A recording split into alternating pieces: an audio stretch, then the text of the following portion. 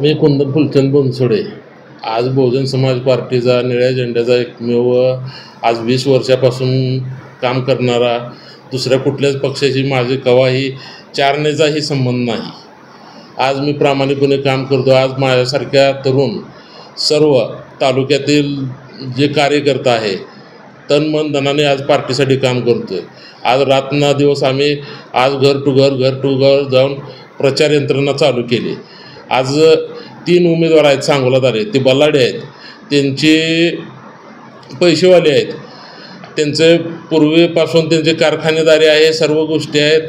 आणि आज बहुजन समाज पार्टीनं आम्ही जो आज उमेदवार दिला आहे शशिकांत सुब्राव गडहिरे, हा कार्यकर्ता एक सर्वसाधारण सुशिक्षित कार्यकर्ता आहे. त्याच्यावर विश्वास ठेवून त्यानं इथून पुढं चांगल्या प्रकारे समाजाची सेवा करण्यासाठी, समाजामध्ये जाऊन काम करण्यासाठी आज उमेदवारी त्यांना दिली.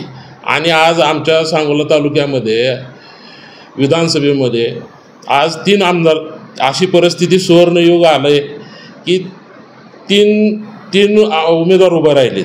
आणि त्याच्यात 3 उमेदवारामध्ये आज दलित समाजाची SC कॅटेगरीची 70 ते 80 हजार मतदान आहे. त्या 70 ते 80 हजार मतदानापैकी बौद्ध समाजाचं मतदान 35 ते 40 हजार आहे. आज जो तो उठला आहे आणि प्रत्येकजण प्रत्येक आघाडीकडे निळा झेंडा घेऊन हिंडतोय. त्यांना माहीत झालं आहे की बाबा फक्त निळा झेंडा कशासाठी, तर निळा झेंडा त्यांना निळ्या झेंड्याची लोक ही विकली जाते असं त्यांचा गैरसमज झालेला आहे. निळ्या झेंड्याची लोक विकली जाते, त्यामुळे त्यांनी प्रत्येक जणांनी त्यांच्या आज 5 वर्ष निळा झेंडा त्यांना दिसला नाही. 5 वर्ष निळा झेंडा लावून हिंडली नाहीत, निळ्या टोप्या घालून हिंडली नाहीत. आज निळा झेंडा लावून टोप्या घालून हिंडायची वेळ बहुजन समाज पार्टीनं त्यांच्यावर आणली. आज बहुजन समाज पार्टीनं आज आमचा उमेदवार जर समाजानं तन मन धनानं जर उमेदवाराला मतदान केलं तर आमचा उमेदवार निवडून जाऊ शकतो. आणि येणाऱ्या भविष्यात कोण पडतंय कोण निवडून येतं आहे ह्याच्याशी आम्हाला देणं घेणं नाही.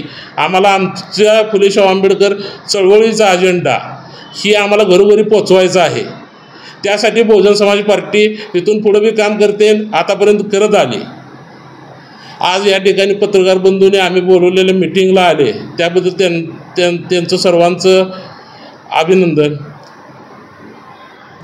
आव्हान काय करतात सांगोला तालुका विधानसभेच्या निवडणुकीमध्ये सांगोला तालुक्यातील जनतेला तुम्ही बहुजन समाज पार्टी वतीने काय आव्हान करता?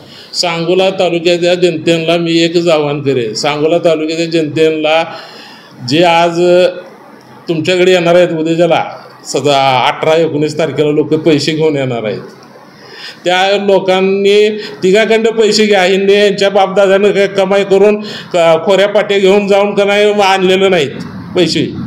हिंनी आपलंच लुटलेलं आहेत पैसे. त्यांच्याकडून पैसे घ्या. सर्व मतदान डॉक्टर बाबासाहेबांच्या हत्तीला स्वाभिमानी उमेदवाराला करा, एवढं मी आवाहन करीन. जनमत सबस्क्राईब करा, लाईक करा, शेअर करा. आपल्या हक्काचं आपलं न्यूज.